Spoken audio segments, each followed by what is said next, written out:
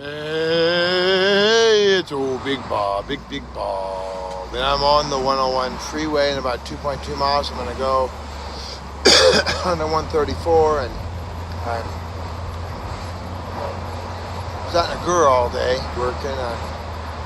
One of my families is moving out of a big house. I had to fold up like 6 suitcases full of clothes. Just a little casual day. It's casual Thursday. Tomorrow's our meeting down at the old warehouse there. We're gonna hopefully get things straightened out and settled, and that'll be wonderful. Help me Lord, help me Lord, help me Lord. T.D. Jakes, I mean, I've been listening to him all day.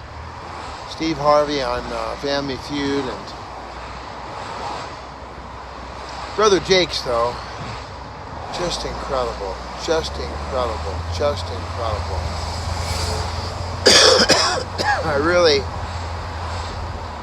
He said that things that just bless my socks off.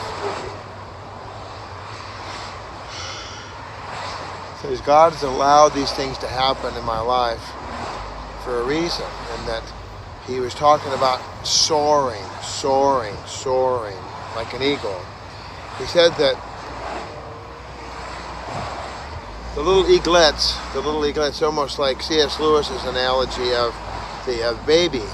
The baby would find it quite helpful and quite nice to just stay inside the womb.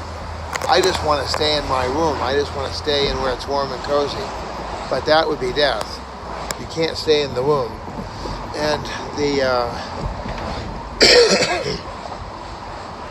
thing is that God stirs the nest. So if we have friends, this is interesting to me because I always find it interesting that, you know, I get real cozy and I get kind of, then God will stir the nest. He'll stir the nest. And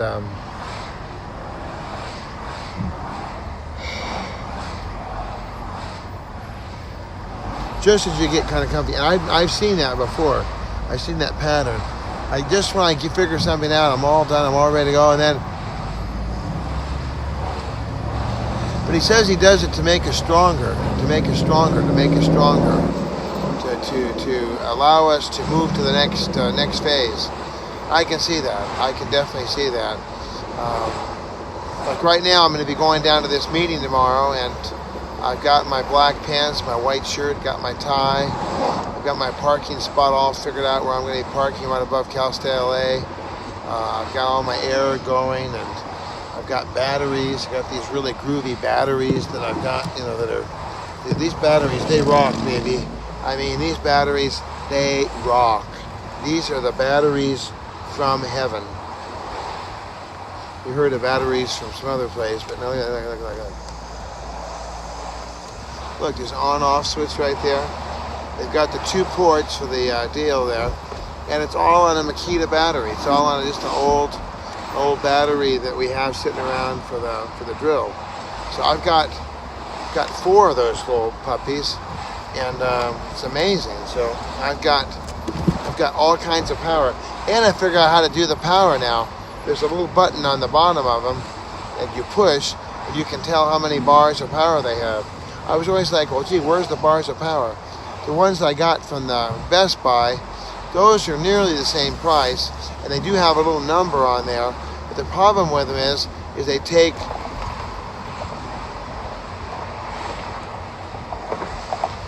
forever to charge. They're like thumbs down on the charging. These batteries take about 20 minutes. They're done. They're charged. They're ready to go.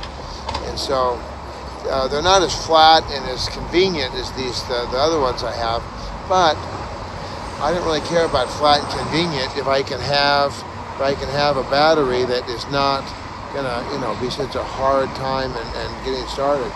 Let's see what we got. All right, 134.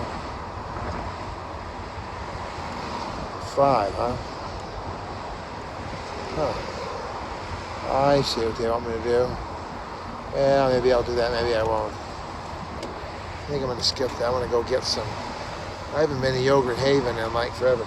Look at that, you can see the fire. See my face? You can kind of see the little bit of the. There must be a fire out there. That cloud cover. The sun's coming to the cloud. It's red. It's like a red tone. So there's got to be a fire out there. Oh, there's a fire in Corona.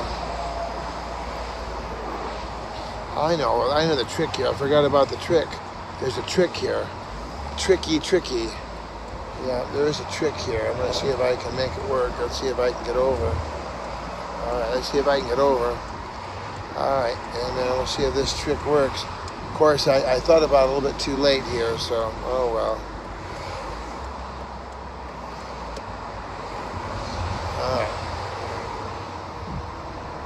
Alright, boy, this is going to be a tough one here. Because all these people are all geared in there for... I'm going to see if I can get over though. Alright. Of course, the people in this lane are absolutely just, it's crazy. Yeah, I forgot about that. I got busy. If you're way over there on the left, on the 101, you can see they're just they're plowing through on the right-hand side. So that's where I want to go. I want to go to the right-hand side and be on the plowing lane, just plowing through the traffic real quick like. And now, of course, we're going to slow down. So, all right, so tomorrow I'm going to go to the court. I'm going to see my friend Art. I have great news today, too. I was up on the calendar. I've only got one more year to go, and I can get my certificate. I'll be rehabilitated. So in a year I can start the process. It's about a year and 6 months actually. And I've got everything lined up. I've got everything good. I'll be fine. And then in 3.5 years, I can start the final thing if I want to. If I'll see, I think I can get just, the main thing is to be off of the stupid list. I mean, just to have that totally gone, that would be awesome. So I don't know how that'll work, but we're going to take a look, at least another year to go. And I won't have that many more months to go, that many more weeks to go before I'm able to, I'm praying in Jesus' name, and pray with me today, go home. I want to go home. I want to go home. I want to get out of my car. I want to get out of the rat race here, literally the rat race, and be able to go home. That'll be just amazing. And no more times going to court. No more having to sit around in a big room with a bunch of people. Hopefully tomorrow we'll get this done quick, and I'll be able to get out of there, and I won't go to lunch. Have my egg salad. I had that last time. I had egg salad. Egg salad, yummy, yum. It was really good. Had that. I had a Snickers bar, and I had a Costco bar. One of those ice creams dipped in chocolate, and so.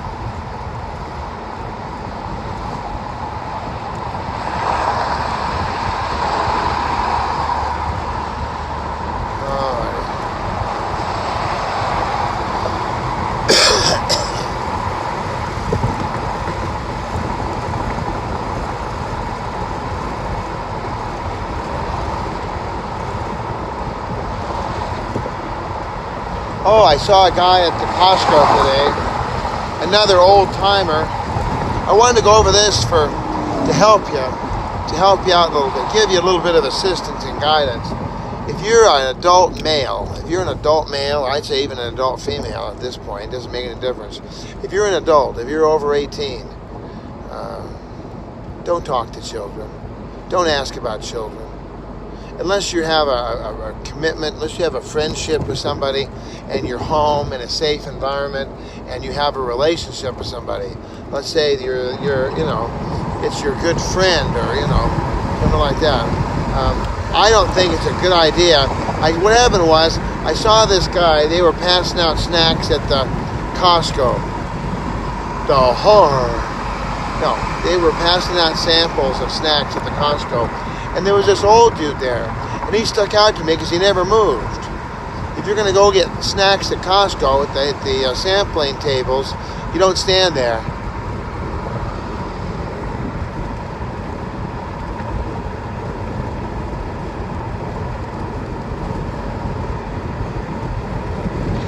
just don't stand there. Grab it and go.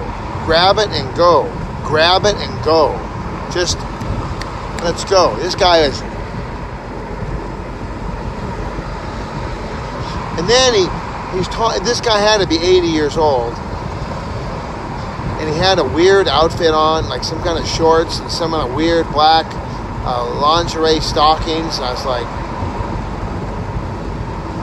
But that wasn't even, that's a big deal, because I'm not the fashion icon of the world myself. But he was like, do you have children? Do you have children? How many children do you have? I'm thinking, golly gee whiz, don't ask about people's children. That's not a topic you can bring up anymore. The dads and the moms, they've got grandmothers and grandfathers and aunts and uncles and cousins. They've got pastors, they've got psychologists, they've got doctors, they've got neighborhood people that know the family. But as a stranger,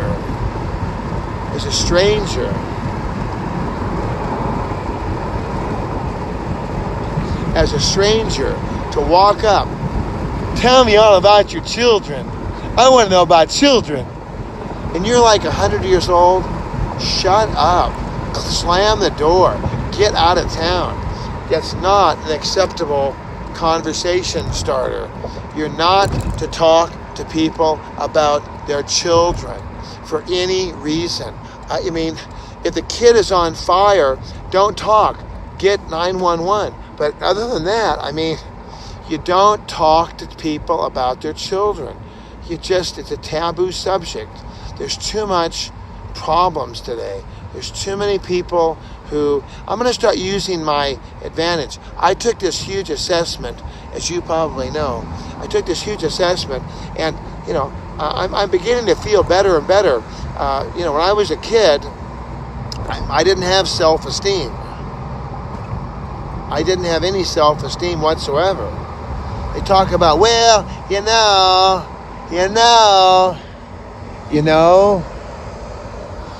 you might have some low self-esteem. I was like, low what? Self-esteem. What? Come again? Self-esteem. I don't even have a self, let alone an engine. There's horses over there. How cool is that? I didn't have any self-esteem. I didn't have any kind of esteem. I had nothing. I didn't have a hot pot to put water in. I did not have any self-esteem. I had no fire. I had nothing. So now I know. I know that I'm a good guy. I know that I'm smart. I know I begin to see I have photographic memory. I used to think that I was pretty much... What am I going to do? I don't know what they're honking at, but I'll honk back at him. I don't know what he's honking about. Just give him another honk. I don't know what the problem is. What's the problem?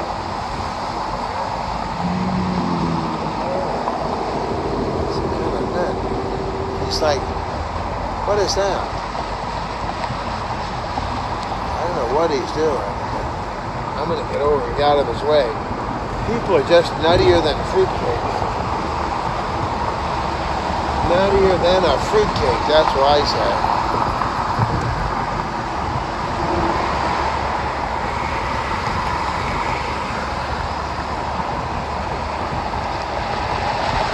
So, if you don't want to talk about children, what can we talk about? How about them Dodgers? How about the Lakers?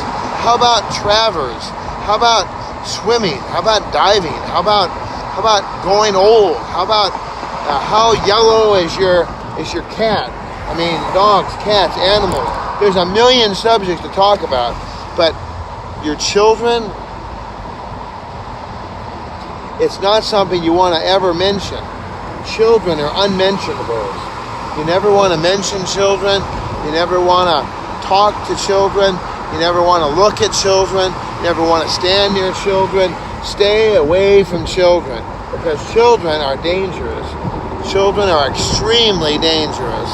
They are like nitroglycerin. It's like kryptonite to Superman. Stay away from the children. Because there are agencies, there's people that want to cause trouble. I think that, in a way, I probably should just avoid ever mentioning I ever have children. I mean, I have 6 kids, and my kids are awesome. But I kind of think that as I go around town, I should just kind of,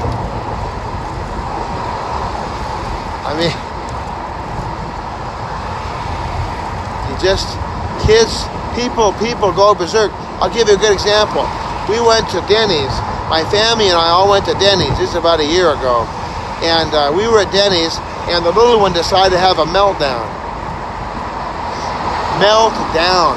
Screaming, yelling, crying, kicking, flying. Oh my God. The waitress, good person, nice gal,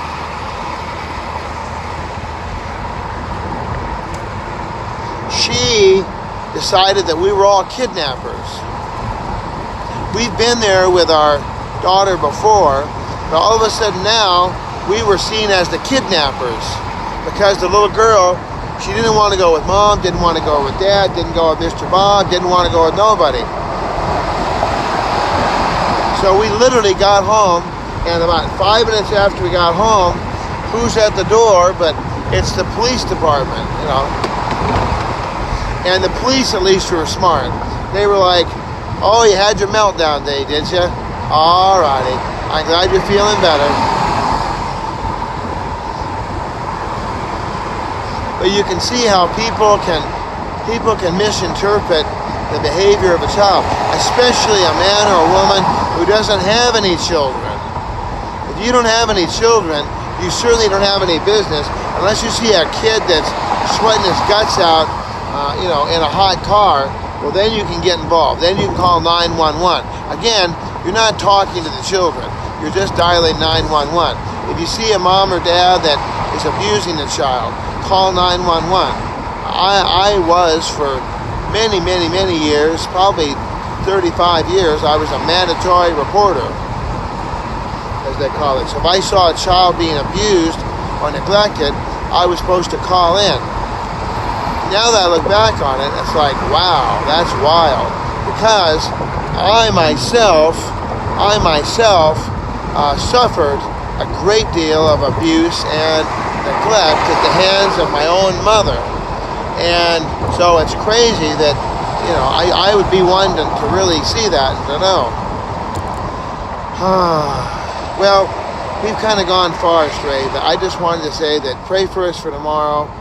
It's a good day. We're going to hopefully get everything straightened out, and I'll be going home soon to be with my family, my lovely daughter, Bethany Rose, and my 2 other children. My son, Robert, he is coming home. My son, Robert Micah, is coming home here real soon.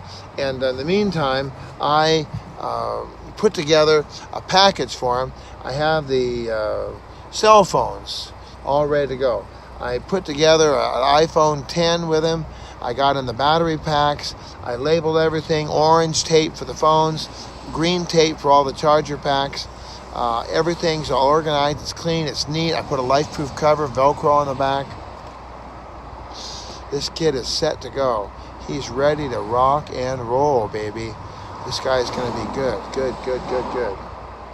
Alrighty. If you have any questions, give me a call. 1-213-713-8954. 8954green at att.net. On the Twitter, Mr. Bob and BobBob8954. And of course, you're watching. You know what you're watching? Bob's Daily Devo here on YouTube. I've got hundreds and hundreds of videos, and they're all sharing my life experience. Look at this. They actually opened the station up. Yeah. All concrete. That's funny. Now the new gas stations are all concrete. When I was a kid, they had a dirt road. But now they have everything is all concrete. That station looks so pretty. Gorgeous station. Old Ernie Jr.'s taco stand there. It wasn't really a taco stand. It was more like a really cool place. And they've been there for years, but the children didn't didn't do it right. Didn't do it right. Didn't do right. It didn't do right. No, no, no, no, no. Yeah.